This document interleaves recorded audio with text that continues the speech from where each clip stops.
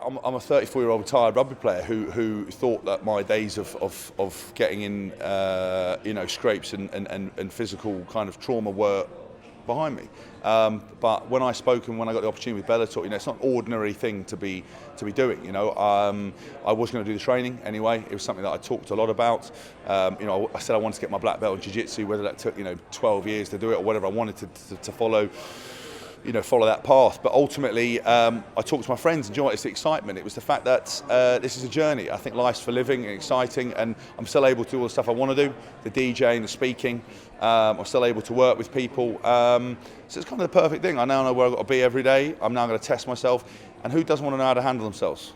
The world's going down the toilet at the moment, so it'd be quite good to know what you're doing. And so, even if the benefit of it is that I'll at least be trained to an inch of my life. Look, you're never going to avoid criticism. I don't think you should ever live your life worried about criticism. I think, fair play to Freddie. He got in the ring and did it. Again, most of these people who criticise have never done it. So you've got to give them the respect for that. I think, I'm very different. This is a completely different sport. It's got different requirements on it. I'm taking this much more seriously, and the gym I'm training at will put me in a position where I don't look like I've never taken a punch before, whether I'm successful at it, whether I'm not successful at it, whether I got criticism, I've done it.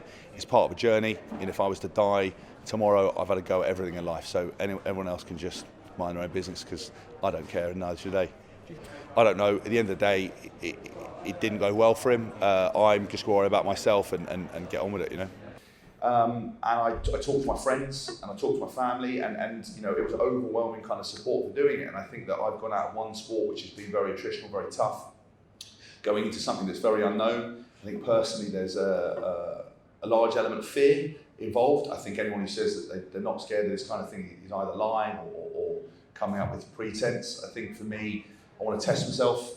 I was always going to do the training. I was always going to do the jiu-jitsu, the boxing, the wrestling. I've always enjoyed that. A lot of time over the last kind of 10 years with shoot fighters, I've worked a lot on my wrestling to help with my tackling, my takedown, single leg, double leg, whatever it might be. It's nice and I'm excited. And listen, I've never been an individual sportsman. I've always had a team. I've always had a press conference, but I was always a small cog. And now everyone's here to listen to me, rightly or wrongly, and you can't escape. A lot of people, it's been overwhelming support, but I think some people think it's a bit like, seeing that of like Rocky 3, where he's wearing golden gloves and training and it's all showbiz and everything else like that, and he gets absolutely filled in by Clubber Lang.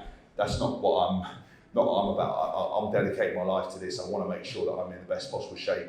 Whatever happens at the end of it, I'm going to put as much dedication as I put into this as I did to rugby. I'm deadly serious about it. So, everything we're trying to do with the sponsors, the people we want to work with, I want them to help on my journey. I don't want this to be a case of where you get into the cage and it looks like I've never taken a punch before. It looks like I'm just here for fun, and because I'm not about that. And but they're excited. I think it was great to be down in the England camp and see the guys, how hard they're training. I think I missed that. It was actually quite nice because I've had a good summer. I've been DJing, I've been working, I've been all over the place. I've been training obviously on my own. But whenever it came to rugby or anything, I kind of got a little bit melancholy. I was a bit down about it. I found it hard to kind of follow that stuff. But actually to go into England camp to see them, they gave me a coach's polo shirt, which is unbelievable. First time I was ever had any authority. I made them respect me and I made them call me coach. It was great. But then obviously the news broke the next day, and I've been speaking to them subsequently, and I've been loving it. And back down at Shoot Fighters again, I'm surrounded by lads, A, a whole set of lads who can fill me in, but B, more importantly, that we've got that camaraderie, we've got that chat, everyone's working hard, everyone's got a common goal, and I love that. I think, you have to ask Chloe, but I think I've probably calmed down a little bit